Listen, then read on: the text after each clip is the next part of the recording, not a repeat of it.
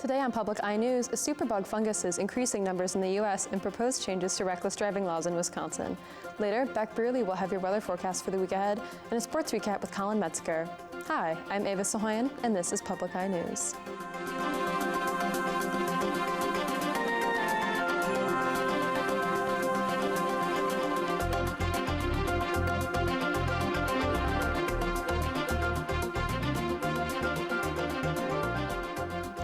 A new study reveals that cases of a dangerous fungus have tripled over 3 years and are spread through more than half the United States. The study, written by researchers at the Centers for Disease Control, have identified the yeast as Candida auris.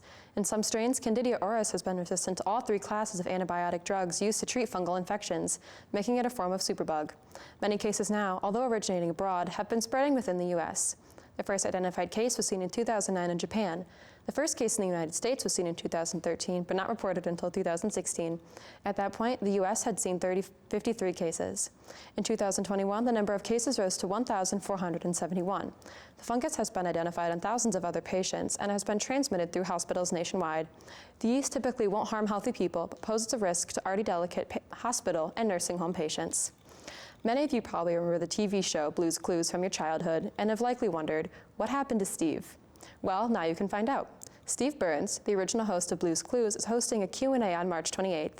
Burns, since his work on the children's show, has hosted several college talks regarding mental health. His time on Blue's Clues inspired Burns to take control of his own well-being and spread that knowledge to others. The session, appropriately named What Happened to Steve, will be hosted at the Northern Center Grand Ballroom. Following, audience members can participate in a meet and greet. Students are able to access tickets for free with student ID, and general public tickets will be available for purchase. Today, Wisconsin is voting on potentially updating penalties for reckless driving, specifically in Milwaukee. The bill's main authors, Representative Bob Donovan and Senator Dewey Strobel, introduced the bill after what they report are increased cases of reckless driving in Milwaukee. In written remarks, the Milwaukee Police Department issued 497 reckless driving citations in 2022, a number that has increased by 32% since 2021. Several groups have rallied behind the bill, and none have registered against the bill so far. Votes for the bill are set for today. Potential approval of the bill will send the bill onward to Governor Tony Evers. And as the fallout from Silicon Valley and Signature Bank crashes settles, the Federal Reserve is still scrambling to fix the damage. CBS's Ed O'Keefe has more. The U.S. banking system remains sound. Treasury Secretary Janet Yellen once again pledging support to smaller banks following the collapse of Silicon Valley Bank and Signature Bank. Our intervention was necessary to protect the broader U.S. banking system, and similar actions could be warranted if smaller institutions suffered deposit runs that pose the risk of contagion. That risk hangs over the Federal Reserve, which is expected to raise interest rates to try to cool the economy and combat inflation. But with fresh instability in the banking sector, financial markets are now expecting, maybe hoping, for a more modest quarter percentage point increase. If I were on the Fed, I'd recommend no rate increase. Mark Zandi, chief economist at Moody's Analytics, says the Fed has a tough job after the bank failures this month. We're trying to thread the needle here, balance things, trying to do enough to help support the banking system and financial system, get that on solid ground, but at the same time continue to fight inflation. The housing industry could be particularly affected by today's decision. Nationwide, existing home sales actually increased from January to February, but are still down more than 22% from last year. It appears that interest rates are going to continue to rise, and if that's the case, then it's better to get the foot in the door now. Here at the White House, President Biden knows that the health of the economy has a big effect on his political fortunes. That's why everyone here, along with the rest of us, will be watching closely to see what the Fed decides and what Chairman Jerome Powell says about where he thinks things are headed. Ed O'Keefe, CBS News, the White House. With your weather and international news after the break. In the heart of North America, there is wild country. These are the Rocky Mountains, one of the most challenging places to grow up in on Earth. Here, the young must quickly learn the rules of their tribe to find their place. Journey from the American Southwest to the Canadian Arctic. Discover what it's like to be born in the Rockies. Tonight at 8. Hello and welcome back. My name is Beck Brearley, and today I'll be talking to you about the weather. Well, it looks like we have a dreary day on campus with some gray, nasty clouds and some snow sparkled all across the mall. Currently, starting in the Houghton, we have a high of 35 with some clouds, and moving down to Ironwood, we have a high of 36. Down in Iron Mountain, we have a high of 36 with more clouds, and down in Menominee, we have a high of 39 with partially sunny skies. Moving up the UP, it looks like we have a high of 37 in Escanaba, and over in Manistee, we have a high of 35 with some snowy conditions. In Sault Ste. Marie, we have a high of 29 with some snowy conditions, and back in our lovely Marquette, it is 42 and cloudy. Currently, we are seeing some winds out of the south at 6 miles per hour with a barometric pressure of 29.81 and falling. Tonight, we can see some more cloudy conditions with a high of 26 and winds out of the south at 9 miles per hour. Tomorrow, we can see some more clouds with a high of 37, a low of 21, and winds out of the southeast at 5 miles per hour. Looking ahead at our future conditions, this Friday, we have a high of 41 with some sunny skies and a low of 24. This Saturday, we have a high of 34 with some, well, looks like we have some snow coming in with a low of 29. And this Sunday, we have a high of 34 with some sunny skies and a low of 26. Back to you, Ava. Right, thanks so much for the weather update, Beck. It's great to see some spring weather coming in. Ramadan is expected to begin tomorrow based on the expected sighting of the crescent moon, according to Muslim authorities in Saudi Arabia. Clerics of the region said the moon was not visible Tuesday night, meaning it will almost certainly appear in the following evening. Islam follows a lunar calendar, leading to Ramadan beginning about a week and a half earlier each year. During the month-long celebration, Muslims refrain from eating, drinking, smoking, and other indulgences from sunrise to sundown. At night, family and friends gather for a meal. Fasting is one of the 5 pillars of Islam and required for all healthy Muslims. Exceptions are given to those that are ill, pregnant, breastfeeding, or small children. At the end of the month, those that practice can look forward to the celebration of Eid al-Fitr. To all that celebrate, Ramadan Mubarak. And new fights between gangs in Haiti have killed at least 187 people in less than 2 weeks and led to more than 150 injuries, according to the United Nations. Alongside over 250 kidnappings, attacks on farms in the capital region of Artibonite are leading to famine. Displacement of families is also skyrocketing. The violence has been primarily attributed to gang Bas Grand Grif, which loosely translates to Big Claw Crew. Since the assassination of a former president in 2021, gangs have taken control of over 60% of the capital, Port-au-Prince, and have begun forced child indoctrination as schools shutter their doors. Prime Minister Ariel Henry is taking steps to mobilize the military as the situation worsens. And with economic news flooding the headlines, consumer concern about purchasing power is high. One such market that inflation is affecting is auto sales. CBS's Nancy Chen has a story from the lot. At Lee Auto Mall just outside Portland, Maine, it's been hard to keep cars on the lot. But high sticker prices, fueled by high demand, combined with high interest rates, are making it increasingly challenging for buyers. We're still seeing very strong demand, but you can feel it that it's slowing down. Although prices have dipped slightly from historic levels, new cars still come out to nearly $50,000 and used $28,000 on average.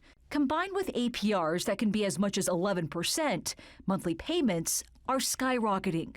1 in 6 people who have recently financed a new car committed to monthly payments of $1,000 or more, the highest on record. If rates keep going up and people can't buy cars, it means we won't order more cars. So it locks up everything. It does.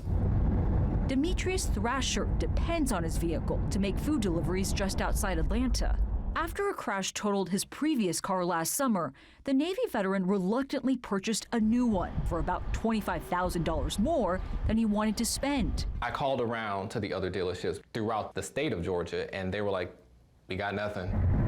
Thrasher says he's now paying about $1,000 a month for his car and has had to defer payments twice. Delinquencies for auto loans 60 days or more past due is up 20% from last year. Consumers are served a double whammy because car prices are high and interest rates are high.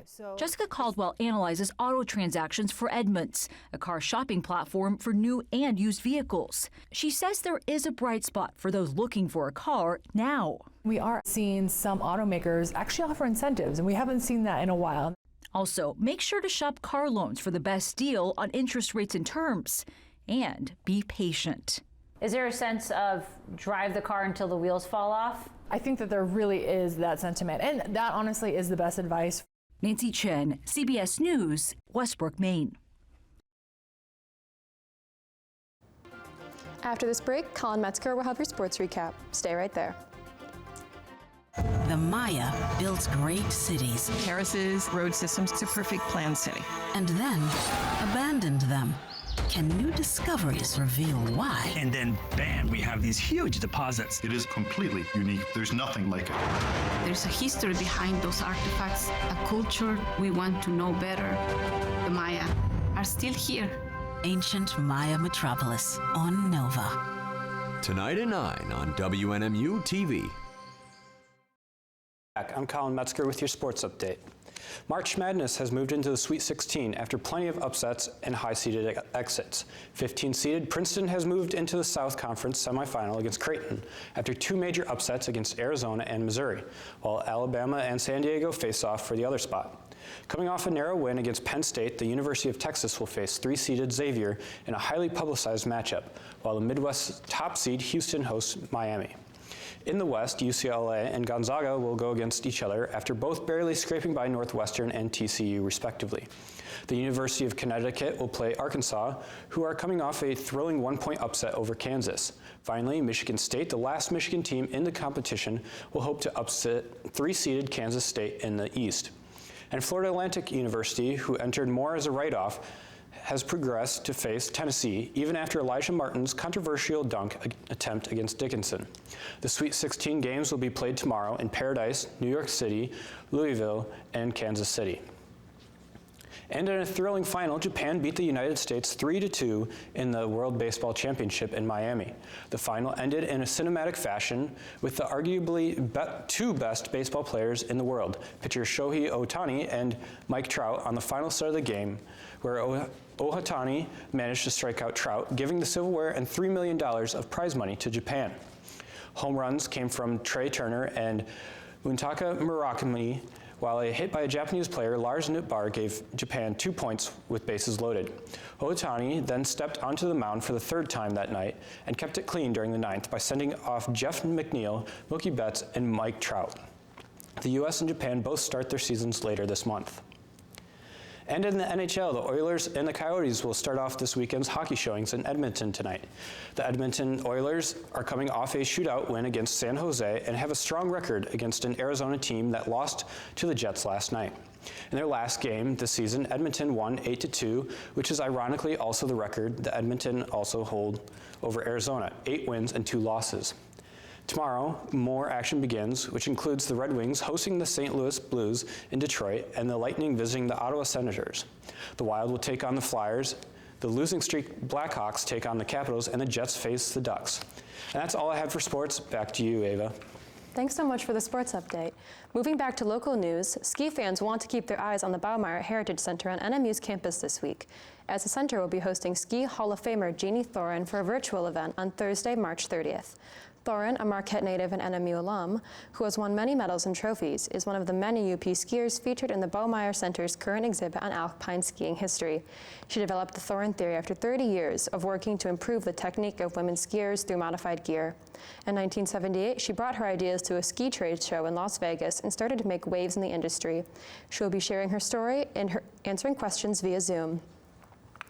All right. Well, that's awesome. Are you a big ski fan at all, or do you? Oh yeah, no, totally. It's really fascinating to see how far this sport has come along recently. Yeah. With the invention of camber technology, it's the bending of the ski itself. It allows the skier to propel themselves forward even further and faster. We love that. That's fantastic. And that is all the time we have for you today. I'm Ava Sahoyan. And I'm Beck Burley. Thank you so much for watching Public Eye News. We'll see you tomorrow.